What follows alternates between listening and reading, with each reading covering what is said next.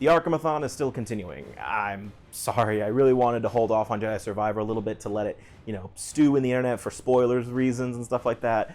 But I guess I waited a little too long, and I kind of got exhausted from Star Wars because I ended up marathoning the rest of Clone Wars and watching all of Ahsoka, which are great shows, mind you, but that's besides the point. Let's review a game or two before the end of the year, and honestly, what an appropriate time for this one. This time we're tackling an Arkham game developed not by Rocksteady, but instead we're playing WB Montreal's take on the series. Montreal has done some work with the series before. They were the ones responsible for the Armored Edition on the Wii U, so I had faith that they would do a decent job. Arkham Origins was announced in April of 2013 and then released in October of that year. Oh my god, this game is 10 years old. Anyway, it was a little concerning that this game was announced 6 months before the release date, but that usually spells that the project had no faith in it, or it's usually a little bit of a cash grab. So I was a little cautious when I played this one. I remember feeling very mixed on this one. On one hand, people critiqued the game for a lackluster story and from borrowing a lot of assets from Arkham City, and then on the other hand, some people say that this is the best Arkham game. Well, let's see what I think of this game. For note, I'll be playing on the PC, which is probably your best bet in terms of playing this game nowadays. Arkham Origins has yet to get a re-release, and I don't see that happening anytime soon. Also, if you're wondering if I'm going to be talking about the multiplayer, no. One, you can't find matches unless you're using mods, and I don't feel like using that.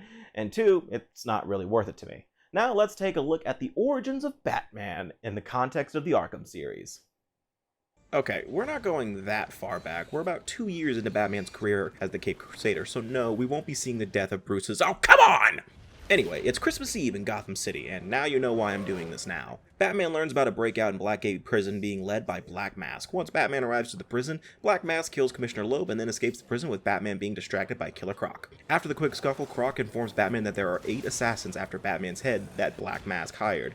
And after escaping from the GCPD, Batman learns that there are indeed 8 assassins after him, with the prize being $50 million. The 8 assassins are Killer Croc, who's already behind bars, Deathstroke, a veteran mercenary, Firefly, a giant pyromaniac, Scarecrow, Copperhead, who specializes in toxins, Deadshot, whose ass we kicked hard back in Arkham City, Electrocutioner, who— ouch! Ooh, oh my.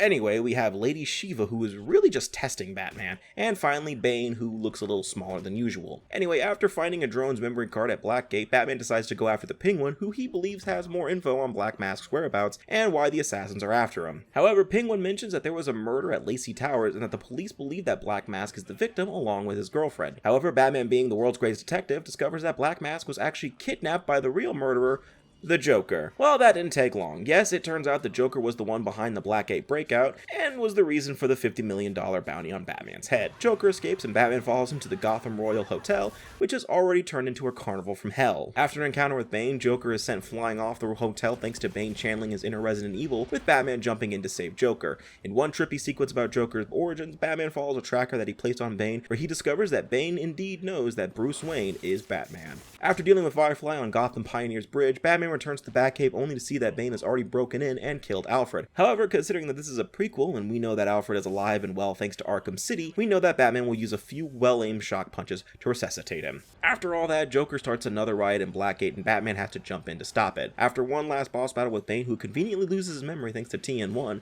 Batman goes to stop Joker once and for all, until Arkham Asylum in City. And just like that, Batman stops the Joker and glides into the night, ending Arkham Origins. You may have noticed that I forgot to talk about the assassins, and that's because they don't mean anything in the story except for Bane and Firefly. Deathstroke just appears and then is in prison for the rest of the game, Electrocutioner is killed by Joker, and Killer Croc is already behind bars, as I mentioned. Copperhead also makes an appearance, but just like Deathstroke, it means nothing. Now, what about Deadshot and Shiva? They're limited to side quests, so they don't have anything on the story. So yes, Arkham Origins ends up being a Joker versus Batman story. I know it's called Arkham Origins, but did we really need the Joker? The story should have been focused on the other. We've heard the whole Batman and Joker are two sides of the same coin thing. Can we get back to the assassins? What? They mean nothing to the whole story? Well, crap. I will say that this game is wonderfully animated and has some great performances.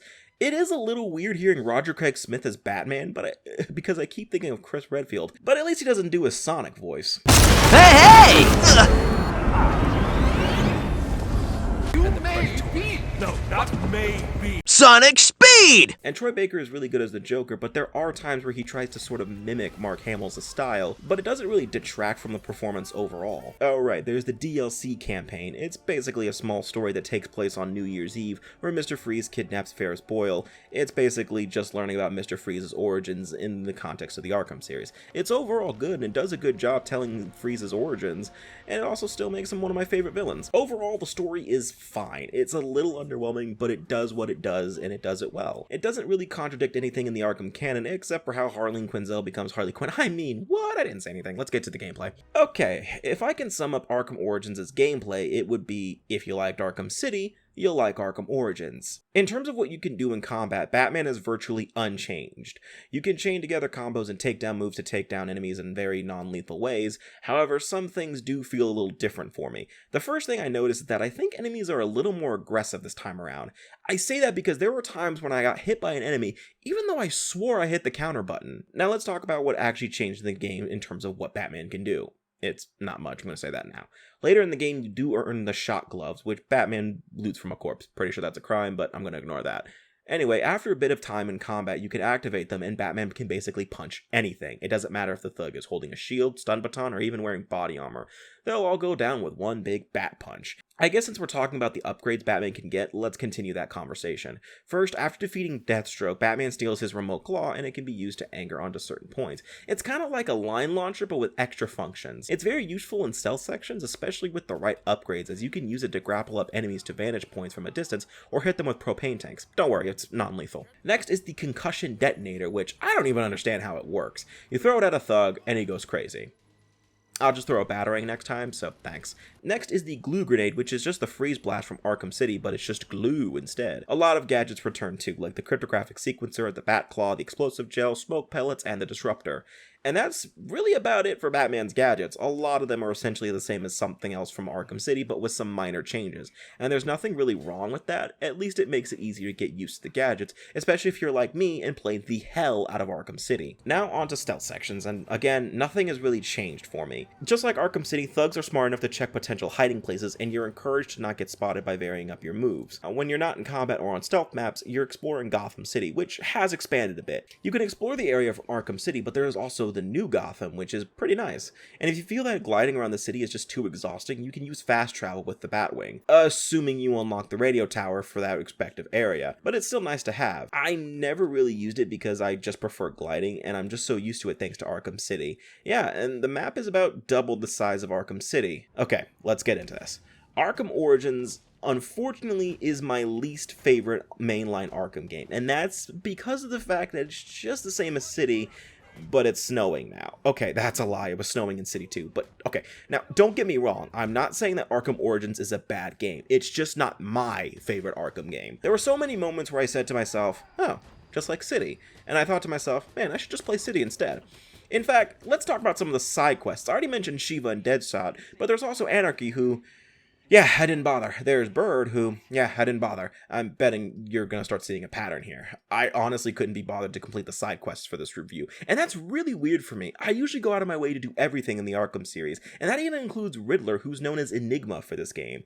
He's hidden extortion data and network relays all over Gotham City, and just like in Arkham City, there's a crap load of collectibles to find. Luckily, you can interrogate Enigma's informants and not worry about knocking them out before the interrogation, because that was something that was infuriating back in Arkham City. But what's the point in doing that when I don't feel any motivation to do it in the first place? In this game, I couldn't even be bothered to go out of my way for side quests, and I only got Enigma data packs that were on my way, and I only did Deadshot and Shiva's quest for the sake of footage. And spoiling this now, I actually already started recording footage for Arkham Knight, and I'm already doing all the quests in that game. Also, let's talk about another aspect of challenge in this game known as the Dark Knight challenges. Think of these like the physical challenges that Riddler had back in Arkham City, but they're divided into 4 categories. Shadow Vigilante, which is dedicated to combat challenges, Gotham Protector, which is about traversing Gotham, War's Nightmare, which is about the stealth sections, and finally World's Greatest Detective, which is about the database. And now, Gotham Protector and World's Greatest Detective aren't that bad, it's just playing the game. Shadow Vigilante is a little challenging as it encourages you to experiment with the combat, and it's not too bad though.